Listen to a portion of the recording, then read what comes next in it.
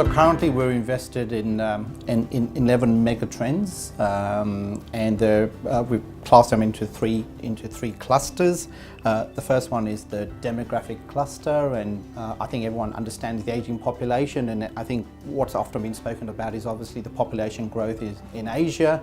Probably what is less as well known today is the growth that's actually coming through Africa. So if you look at the 2 billion extra people that are going to be on planet Earth by the year 2050, half of that growth is actually coming from Africa. So that's a really powerful mega trend that's set to be in place for a number of decades to come. Another cluster that we invested is what we'd class as the new cluster services, and here we're seeing the explosion in the use of video.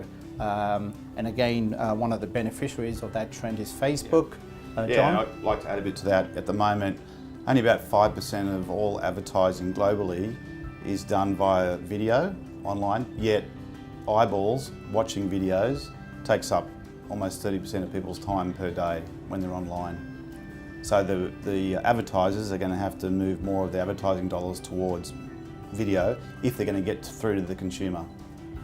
And the final cluster that we're invested in is the infrastructure cluster, and a good example of this is the Internet of Things, and that's really driving industrial connectivity and the rapid growth we're seeing in the use of sensors and connectors. So for example, as we move away from the traditional petrol and diesel cars towards the new electric cars, there's a lot more sensors and connectors that are actually required to enable the facilitation of that technology moving forward.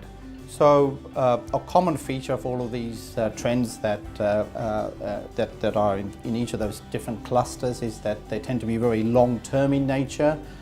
They're irreversible, and what they do is they provide much more assured growth in an uncertain environment in the companies that we currently have invested on your behalf in the portfolio.